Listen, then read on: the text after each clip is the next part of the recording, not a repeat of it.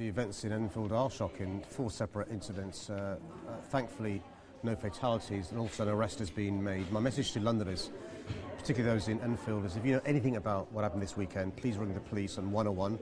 Or if you're worried about giving away your identity, you can ring anonymously on Crime Stoppers on 0800 555 111. The only way the police are going to catch these people and justice be done is by the public cooperating with the police. I'm more worried about those who are injured and bereaved families and those who suffer. What worries me is the impact on the individual who suffers a violent crime, who's the victim of violent crime, and the families, but also has a ripple effect on the communities. You're right.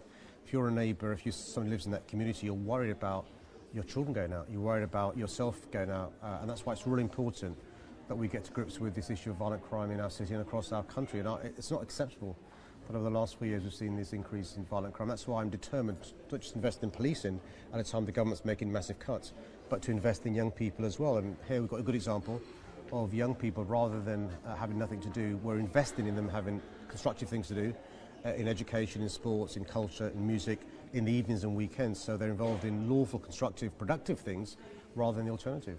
What's really important is that we invest in all young people, but particularly those young Londoners and in those parts of our city where there aren't the facilities that there are in other parts of our city. Over the last 8 years, as a consequence of central government cuts, we've had in London more than 80 youth clubs closed down, more than 80 full-time youth workers lose their jobs. So that means in those parts of London that are deprived, young people haven't got constructive things to do.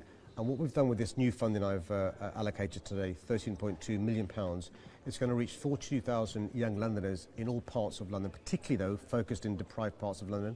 So spotlight where we are today, aren't simply going to be able to do more work here in a deprived part of East London, but also they'll be getting to 3 wards in other parts of East London where there is poverty, there is a lack of opportunity and lack of aspiration. And I think every young person has the potential to do a huge amount, and we've got to invest in them. I thought that was great. These guys behind me, what do you guys think? Can't hear you. I'll get that little piece of dandruff off.